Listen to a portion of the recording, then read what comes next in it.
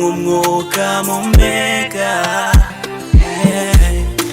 Finally baby, wayishuriwe inzozi zanjye. Oya windekura winsigara mawe. You deserve to be my wife, oh. We promise then I say no. I say no to be your lover. No fear, baby, no fear, no fear.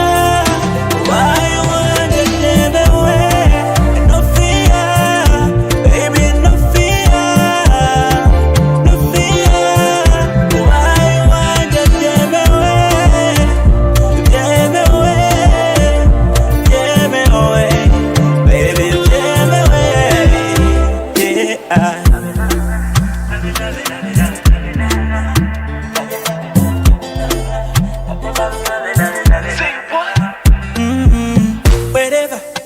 Wherever you wake up, first thing on my mind, you my sunshine. Yeah, I wanna go cuppinga, yeah. You we want shit to yeah. I don't wanna back usari yeah. Kusangunda kuhoruru seri yeah. Every time I was shawty, you deserve to be my wife. We promise then I say no. I say no to be your lover. No fear, baby, no fear, no fear.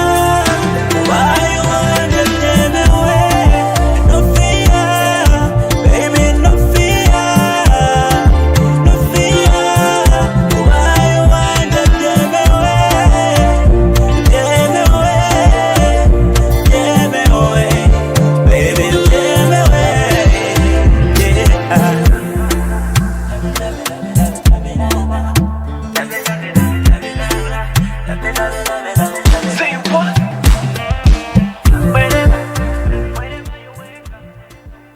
Alright, oya bantu garuke oka.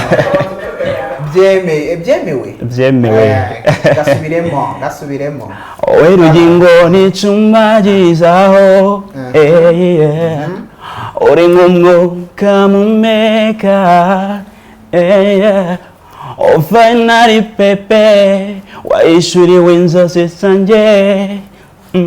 Oya windekura winsiga no mawe. You deserve to be my wife, oh. Mwe promise and I say no. Yeah, I say no to be your lover. Wow, oya kalas. No fear, oh baby, no fear, no fear. Why you want to me? No fear, oh baby, no fear, no fear. Why you want to me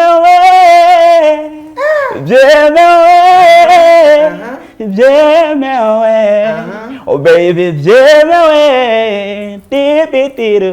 Ako niko nashakaga. Ndagira ngo ndakira telefone zanyu, hano ducimpaka abakunzi bacu nibo bacimpaka bakambwira ngo uwo muntu wazanye afite ijwi ryiza cyangwa aranabizi, azi kuririmba cyangwa ntabyo azi, ashaka uturimo tw'amaboko yakora twamuteza imbere, ariko niba bizi tumuhe motivation, sibyo? Ndabeshya Kanyana. Ariko yego akabazo k'amatsiko, iyi mpano yavuye kuri Instagram. Iyi mpano iyi mpano nibyo nabwiye aba banyarwanda, sibyo? Yego nibyo ndagira ngo ducimaka. Nakubwiye ngo niba ufite talent, niba ufite impano, uzi kuririmba. Hano hari ibintu njya mura n'abahanzi benshi bakatubwira batisha twabuze aho tumenera. Usabye interview akubwira ngo ubanzuza n'amafaranga. Abakobwa nabo akakubwira ati nutakwatsa amafaranga uri umukobwa, arakubwira ngo uzabanze unsure mu rugo tubiganire, kandi muri saro ngo ntabwo twabiganira neza, ngakenshi mba nibereye mu cyumba ndi kuruhuka. Nibaze kugira ngo muganire ibintu ku buryo kweli. So rero niyo mpamvu twe twabahaye rugari. Impano yose ufite pfa kuba wiyizeye, ubasha guhogoza nk'uyu mutipe, nawe urajya kuri Instagram ujye inbox the close up Rwanda utwandikire, ukore follow, ubundi utwoherereze video yawe, aka video gatoya kerekana impano yawe, cyangwa link niba ufite indirimbo. Urabona ko umujene we yamaze gusohora indirimbo. Bro, ugiye kutubwira umaze kugira indirimbo zingahe? abantu bafite amatsiko yo kureba indirimbo zawe bazibona hehe mbere yuko twinjira kuri iyi ndirimbo watuzaniye byemeye? Murakoze, amaze kugira indirimbo 5 harimo audio 2 na video 3. Audio 2 na video 3. Byari byoroshye gukora indirimbo 5 bro? Ntabwo byoroshye, still now I'm still hustling kabisa byadanje. Ntabwo byari byoroshye ko na management mfite, I hustle myself. Ndagira mu gihe Kanyana ari gutegura ibibazo ari bukubaze, ndagira ngo ubanze utubwire imvune abahanzi bato mugira, abahanzi mu kizamuka, imvune mugira ni zihe? Imvune ya mbere duhura nayo ni uba hari standard uba wifuza gushyiraho indirimbo. Hari indirimbo hari karite uba wifuza. Noneho ugasanga ubwego ushaka gukoramo product yawe ubuze financial capacity iratuma na bushobozi bwo gukora indirimbo iri ku rwego ushaka, uri ku rwego wifuza. Icyo ni kimwe. Then icya kabiri ni igihe noneho wakoze ikintu cyiza pe gifite standard nziza kikagarukira mu maso y'abantu bakeya nikibashe kugera ahantu kure. Imbogamizi zituma bitagera ku bantu ni promotion, kubona promotion mu itangazamakuru. Hari abantu wabo waregereye hano mu Rwanda b'abanyamakuru bakuru, ukababwira ngo ndifuza support bakakujugunya. Nabwo wagera ahangaha batarabigukora ntabwo bishoboka. Nicyo ngira bro, ndagira ngo tubwire kuko hari abana badukurikiye. Ngewe nigeze kuganira n'umujene arambwira ngo umuziki narawuretse. Urumva? Kandi nari muzi afite impano umujene, ariko arambwira ngo umuziki narawuretse kuko nanze ibintu binsaza. Uyu munsi wa none aba promoters bose yageragaho bamusabaga amafaranga kugira ngo bamupromoting. Ndagira ngo utubwire, ugiye kumbwira nk'abantu babiri waba waratse interview cyangwa warasabye support bakayikwira? Ntabwo biba byiza bivugiye mu amazina yayo yashyize nk'itanga imbere y'abantu gutya, ariko abajene bari hato bari munsi yanjye barimo barahasoringa bari gushaka uburyo bagera kure, bo bumve ko ibyo byose bari guhura nabyo natwe turi guhura nabyo kandi twahuye nabyo, ariko tukaba still tugihasoringa. Nta gucika intege kuba ibyo byose ngenda bafite barenze umwe, barenze babiri, barenze batatu babinkoze natwe. Message naho abo bantu ni kimwe, bumve ko niba ugeze kuri umwe akaguhakanira ntabwo bivuze ko n'undi uri kuri TV1 cyangwa uri ku Isango TV cyangwa uri kuri TV10 ari guhakanira. Just ukomeza progress, ugakomeza ugakomanga ahantu hose. Haragiye uhura n'abantu bafite umutima mwiza ntagire n'ikintu kimwe kwaka bitewe nuko yakunze impano yawe akagusupportinga like uko muri kubika. Urakoze cyane. Ngo ni nayo message twaha abana, umwana udukurikiye wari utangiye gucika intege uvuga ngo ngiye kubivamo, ibi bintu bimaze kundambira ngiye kubireka. Komeza. Yes kabisa. Niyo mpamvu twabaye urugari kugira ngo mutwerereze impano zanyu tuzereka abanyarwanda. So reka Kanyana abanze akumbarize bya bibazo bikubitira mu mavi hanyuma ashiramo ndashari moto shemiyaga zaraza gushyiramo imiyaga. Hanyuma tujye tureba indirimbo yawe ya kabiri, agace gatoya kugira ngo dukoreshe igihe dufite neza. Kanyana umeze gute? Umeze fresh. Ariko ngiye noneho nubwo numvisha ukuntu witwa izina ry'ubuhanzi. It was the first question nkuko mutakimbajije, ariko nitwa Brysee. Brysee like that. Hari ukuntu abahanzi nk'intore amara kuririmba akahita babwira ngo yo it's your boy Brysee, ukahita ugatama batireba nabikubaza. It depends on the vibe of an artist. So nitwa Brysee. Hanyuma ibihangano byanjye username kuri platform zanjye zose ni Brysee Rwanda. No kuri YouTube ni Brysee Rwanda. Any platform ya music ni Brysee Rwanda. Brysee Rwanda kabisa. Yes. Kanyana urumva ko atangiye kugukorogoshora? Oya ntacyo biremewe. Ariko Kanyana mubaza ikibazo kimwe, nakire telefone babanze bacimaka bambwire niba bishoboye cyangwa niba afite ijwi ryiza, niba bikora neza, bambwire abakunzi bacu. Kanyana umwanya ni wawe. Brysee watubwiye ngo maze kugira indirimbo 5. Kadufate ko turi 2024 na kane. ese Brysee wo muri 2020 reka mfate na 2028 azaba ari Brysee meze gute azaba ari Brysee maze kugezaho abanyarwanda ibikorwa bimeze gute abantu basanzwe banzi bakeya banzi bamaze kumenya ndakeka bazi progress yanjye ukuntu imeze bagende bajye no kuri platform barebe indirimbo na producinze bwa mbere muri 2020 barebe indirimbo naje guproducinga muri 2023 2022 noneho bana comparing n'iyi ngiyi nasohoye today barebe itandukana riri harimo improvement nini cyane hari urwego umaze kugera hari urwego bigenda bizamuka bima hope yuko muri 2028 I will be nzaba ndi superstar umwango buri artiste wese cyangwa se buri muntu wese ufite intego yihinegi positive ntabwo akinegi negative ndavuga ni okay I have to be a super artist kimwe nuko ari abageramo hagati ewana akabona ibintu birakaza kabyihorera birashoboka nanone niyo mpamvu mubajije ngo se wowe ubwo ahantu nashaka kubaza ntabwo wumvishe watubwiye ko bikugoye zisa kuba indirimbo kuyishaka atari kushaka kuza so ese hari umuntu ushaka gukora imyaka 3 atanazwi cyangwa ine ese muri iyo myaka ine koko nimba Brysee utazaba uzwi mu gihugu cy'u Rwanda uzakomeza cyangwa uzahagarara njye nicyo nashaka so bizuri straight uzakomeza cyangwa uzahagarara njyewe nzakomeza ntabwo nkorera umuziki kugira ngo like namamare gusa birangira ntabwo just naje no kugira ngo umuziki kubera fame just nkora umuziki kubera yuko ari niyo hobby yanjye niyo life yanjye it's my choice just ndavuga ni niyo ngewe ntakamamara ariko nzakomeza nkora umuziki even niyo nzaba ndi kandi kazi gatandukanye na music aratubesha utakwamamara bigusengeye sawa still buretseho gato bayira niyo utakwamamara so kwamamara nabyo biri mu bintu nyine biguha iki artiste abashaka kugira bigire ute bimuhereza amafaranga azagenda akora indirimbo zima nziza uratubwiye ngo niyo utakwamamara nyamara isaha ntago wakabaye uraha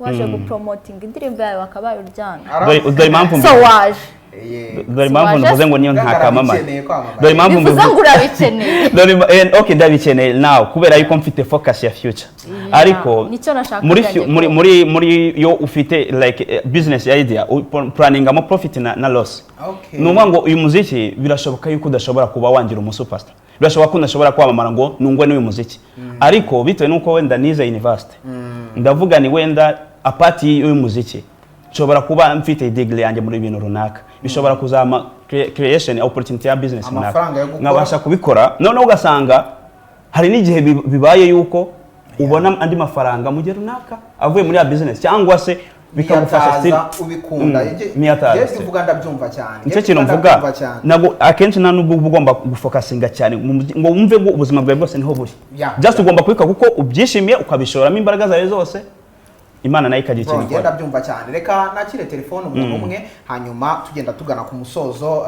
social media platforms zawe wazibabwiye uraza no kuzisubiramo TV1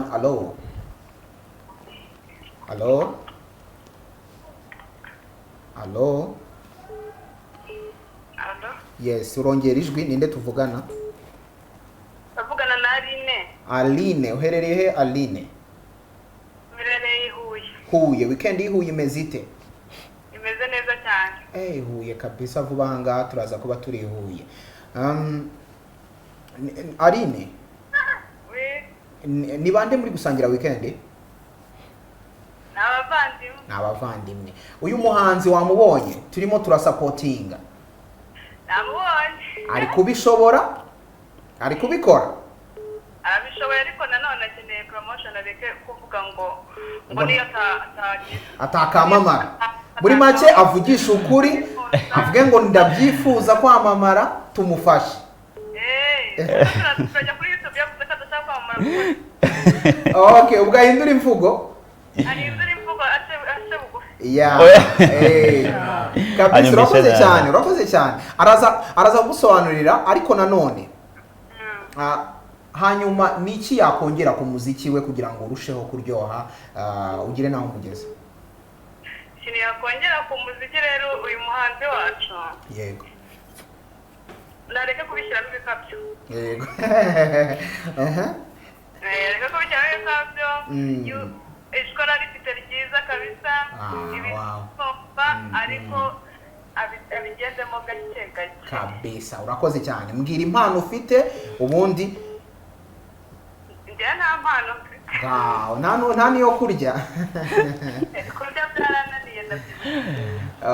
Okay, hanyuma rero reka tuzasubire twaje i Huye, siko bimeze? Sawa, turabakunda cyane. Yes, abo ni abakunzi bacu baba barimo buriya ucinjira muri ibi bintu uba ugomba kuba uri tayari kwakira ibintu ubutumwa ubwo aribwo bwose, yaba bakubwira ngo hindura ibi, kosora ibi, kandi nibyo bituma uba ugomba kubaho. Still n'ubundi gukora igihangano ntabwo uri kukikorera, uri kukibakorera. You have to receive feedback. Urakoze cyane. So reka wongere wabwire social media platform bagusangaho, aho basanga ibihangano byawe kugira ngo mpereze Kanyana anshimirire iyi timu ingana gutya iba yagize uruhare kugira ngo ikiganiro kibagereho kimeze neza cyane. Murakoze cyane. Ndabashimira first kuba badutega amatwi bakumva yuko iyo umuhanzi yasohoye igihangano bakemera kucyumva, bakemera no kuba bapushinga kugira ngo kigere kure. N'urukundo rw'abafana turabashimiye kabisa. Uyu Aline nawe kamusubize. Ntabwo navuze yuko ntabwo navuze yuko like mfite igikabyo cyangwa cyo nyene promotion nyene rukundo rwanyu, ahubwo navugaga yuko ndimo ndapushinga byatari nowadays muri iyi minsi kugira ndebe ko bikunda. Numva ngo in case wenda bidakunze ariko I hope uzakomeza nkore, uzakomeza pushing. Nibyo navugaga rero. Ikindi kuri platform zanjye zose ni Brysee Rwandan, nko navuga bandike bashyireho noya, bashyireho ya, bashyireho sa, bashyireho na ebyiri, nyuma bashyireho ijambo Rwanda, Brysee Rwanda, like that. Hari indirimbo nyinshi, hariho n'indi iherutse hanze nakoye muri Monster Record na Nox Beat, ziri ahari kabisa. Zose bazisangaho n'ibitaramo ngenda nkora, bansupporting kabisa. Kanyana, reka dushimira abantu bagusuye, abantu bakujyanye kwa muganga. Kanyana yaragiye. abantu mudukunda, abantu mukunda The Close Up, abantu mukunda TV1, musenga by'umwihariko. Kamere ku bantu basenga, badasenga bo, abantu mudukunda ariko musenga, amasengesho yanyu atugeraho. Kanyana yaragiye, twari tumubuze. Mwarakoze gusenga, ariko hari n'abandi bamubaye hafi, hari inshuti n'abavandimwe bamubaye hafi. Ndagira ngo abashimire kuri kamera kuba uyu munsi none Kanyana tumubona hano, tayi ziracyari za zindi, mana we aracyasa neza. Reka Kanyana wanza bashimire kweli. So atashimira abantu bose ubwo nabo mu bavuge ntacyo nashimye muvuge, bavuga amazina. Yego, hari umuntu twavuganye agiye kujyana kwa muganga yitwa nde? Teta. Mufana iki? Sacyo kubwiye. Ntacyo yarakimbwiye Teta. So stashira Teta. Nanjye waguhamagaye urwaye. Yaramamagaye. Naranagusengeye. Komeza twagiye. Nansengera Teta n'abandi bose bakubaye hafi. Shaka ko mvuga n'undi se ntago ari ngombwa. Okay. Ana jori. Turashimira n'Imana yamufashije agakira uyu munsi. Ubundi Imana niyo ari kuza bwa mbere. Niza bwa mbere. Ndashimira Imana n'abantu bose bambaye hafi ko nago nabavuga, sibyo? So ndashimira n'abamucyo bari hehe bari kudufasha kugira ngo amashusho muyabone, mutubone ameze neza. Shimira Fred, ndashimira na DJ Arm, abantu bose mwakurikiranye ikiganiro The Close Up. Ni kwa gatandatu no ku cyumweru ubundi tukabahereza vibe. Umuntu wese ufite impano baba babwiye ahantu yanyura kuri Instagram ya The Close Up, ubundi akatwandikira tukamenya impano afite kuririmba, gukina filime, impano zose mu kiganiro The Close Up turazikurikira. So bye bye kabisa, mwakoze cyane. Yabibabwiye amasaha ari yayandi, ariko ntabwo namugendana uyu mujene. Ngaho amasegonda make. This guy, she's a romantic. This guy, she's a romantic. She loves more. Sineze gukwama. Hey, sineze gukwama. She gonna make me crazy. She gonna make me crazy. Bajye kuri YouTube bazirebeho indirimbo nkizo like. Turabakunda cyane. The Close Up ni TV1 ni wabo w'ibyiza.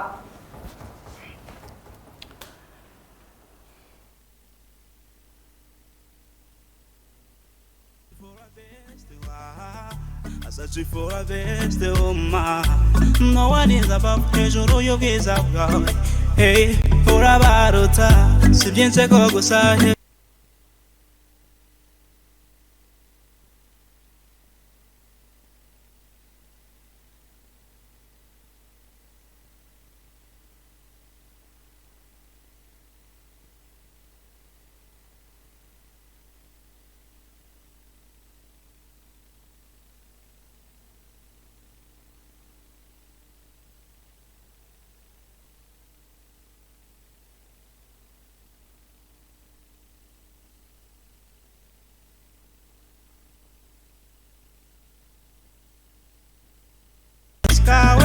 Mubiri wawe ese ninde waguta cause my gay you are romantic now you see yose yakwanga tuzahora turi kumwe.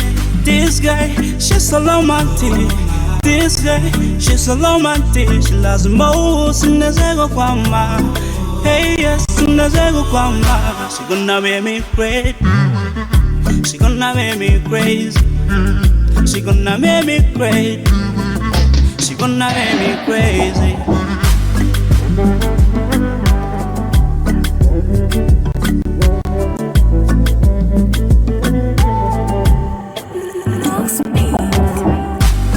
This guy, she's so romantic. This guy, she's so romantic. She loves most in the zego kwama.